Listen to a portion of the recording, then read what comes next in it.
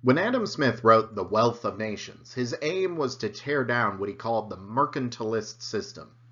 Government officials were thinking of the country like it was one big business, and like any business, they wanted to maximize profits. The goal of policymakers in England was to try to sell stuff to other nations like France, but to limit how much stuff the English were buying from France. But of course, France had the same goal: sell to England, but don't buy. We still hear this kind of thinking today when Americans lament about how much we buy from China or Mexico without selling them much back in return. We have a negative trade balance, and that was something that 18th century Europe wanted to avoid. Their idea was that you could sell your exports to another country in exchange for gold, which served as the reserve currency of the day. Today it is actually the US dollar which enjoys this position. But once a country managed to secure that gold, they blocked anyone's ability to ship the gold outside of the country. The idea was that if a country maintained a positive trade balance like this, they would build their gold reserves and boost the wealth of their nation. Sounds good, doesn't it? But Adam Smith's best friend, David Hume, outlined why this was wrong. It's called the price-specie flow mechanism, but we could better understand it with our modern language of supply and demand.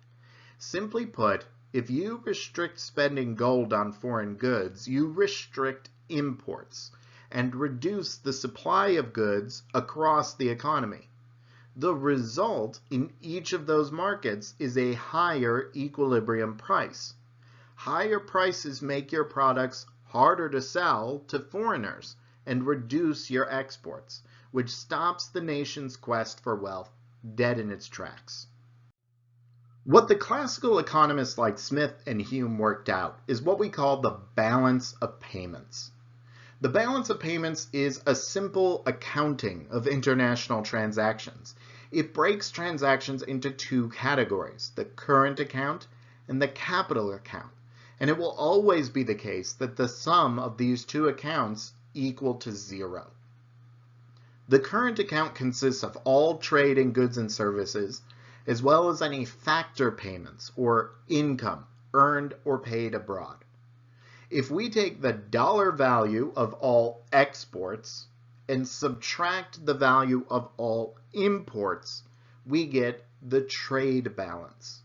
This trade balance has ever been the focus of misled policymakers, but is only one part of the current account, albeit the largest part.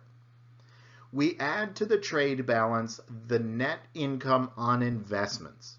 That would be any income people in the US made on investments they own in foreign countries, minus any income paid to foreigners on investments they own in the US. For example, if you own stock in Spotify, a Swedish company, and they pay you a dividend, that is income on a foreign investment. And if someone in Sweden owns Apple stock and they earn a dividend, that is income paid to a foreigner. This item in the current account notes the net income coming into the country. And lastly, we have the net transfers. Net transfers are just money sent between countries. For example, if someone sends some money to family living in another country, that would be a transfer. This item in the current account notes the net transfers coming into the country.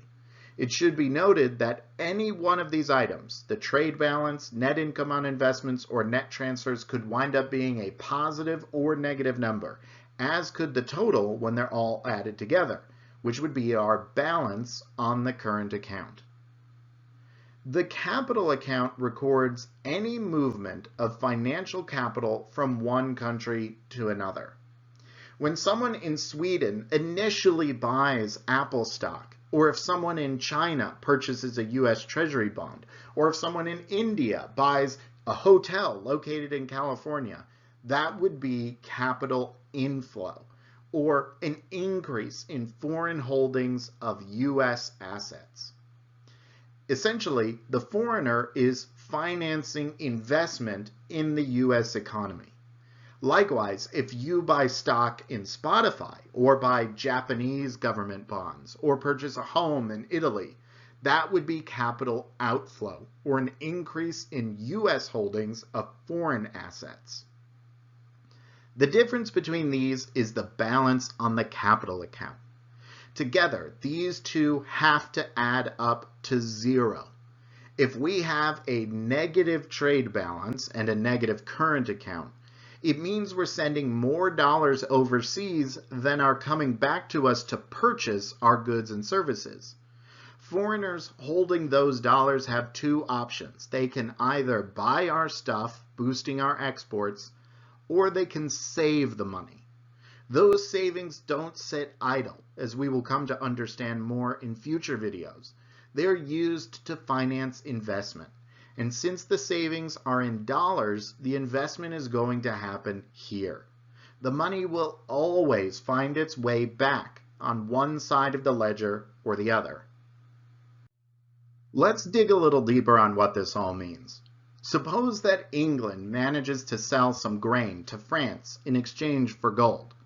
This influx of currency won't just sit idle. Financial institutions will benefit, and so will the overall economy, if this gold is used to finance investment and growth.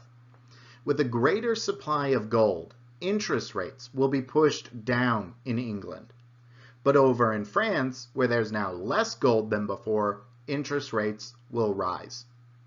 This mechanism is what attracts money back to the importing country if the exporter isn't going to use it to buy goods and services. But in mercantilist England, they made it illegal for that gold to leave the country. Since the accounts can't balance, the result will be price increases in England and price decreases in France. This will encourage the people of France to buy locally rather than import from England, and the balance of payments will be restored through future reductions in trade. England doesn't end up getting any richer from that policy. Modern economies are far more complex than they were in the 18th century. The U.S. economy is a major part of the fabric of a global economy which trades extensively. Some of this trade is driven by comparative advantage, like U.S. exports of food. Other trade is driven by economies of scale, where access to a worldwide market allows companies to economize on production of massive quantities. Such is the case for automobiles, where we sell a lot to the world, but we also buy a lot from foreign producers. And even more trade is driven by transportation. It's just a better deal for parts of the country to sell oil to other nations, while other parts of the country import oil from other nations. Trade is a complicated web, but one thing is for sure. There's no free lunch in trying to limit that trade. Here's the balance of payments for the U.S. from 2019, using data from the Bureau of Economic Affairs. You can see we ran a much-cited trade deficit of $620.2 billion. This was somewhat mitigated by a positive net income on investments, though transfers were net negative. This gives a balance on the current account of negative $505.2 billion. On the capital account, we have a big increase in foreign holdings of U.S. assets. Much of this is foreigners buying government bonds, which outweighs the increase in U.S. holdings of foreign assets. The balance on the capital account, according to these numbers, is positive $498.4 billion. So why aren't they exactly equal? Well, these figures represent estimates made from data collection on the part of the BEA. And the best they could do is extrapolate from survey and transaction data. It would be quite a feat to have a clear record of absolutely every international transaction, and even if you did, sometimes the exact value would be hard to calculate. And so all of these numbers are estimated with statistical error. If we did have perfect data, we would expect them to match up exactly.